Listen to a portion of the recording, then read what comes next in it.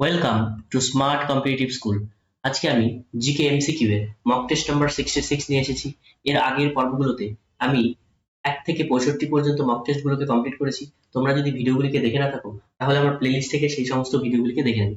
চলো আজকের যে নতুন প্রশ্নগুলো রয়েছে সেগুলো নিয়ে আলোচনা করা যাক। প্রথম প্রশ্ন দেখো কি বলেছে, হিমালয়ের উৎপত্তি হয় কোথা থেকে? অপশন এ ভারত মহাসাগর থেকে, অপশন বি প্রশান্ত মহাসাগর থেকে, অপশন সি টেথিস জিওসিনক্লাইন থেকে, অপশন ডি উপরের কোনোটি নয়।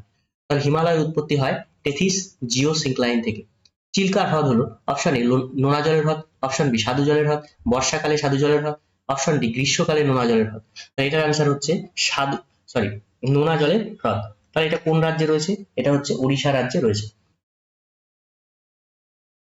কোন শাসক বুদ্ধ এবং মহাবীরের সমসাময়িক ছিলেন?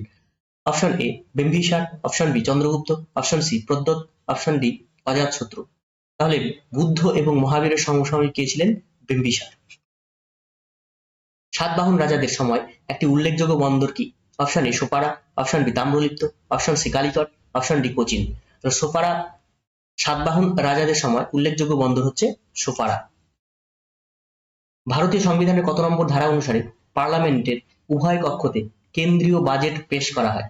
অপশন এ 73 নম্বর, অপশন বি 112 নম্বর, অপশন সি 160 নম্বর, অপশন ডি 170 নম্বর। তাহলে 112 নম্বর ধারা, ভারতীয় সংবিধানের 112 নম্বর ধারায় কেন্দ্রীয় বাজেট পেশ করা হয়। বিক্রমশীল দেব নামে কে পরিচিত ছিলেন? অপশন এ ষষ্ঠ Vikramaditya, option B Ballal Sen, option C Dharmapal, option D Shashanka. তাহলে বিক্রমশীল দেব নামে পরিচিত ছিলেন ধর্মপাল। বিচার বিভাগীয় সংস্কারের বিষয়টি কোন দেশের সংবিধান থেকে নেওয়া হয়েছে?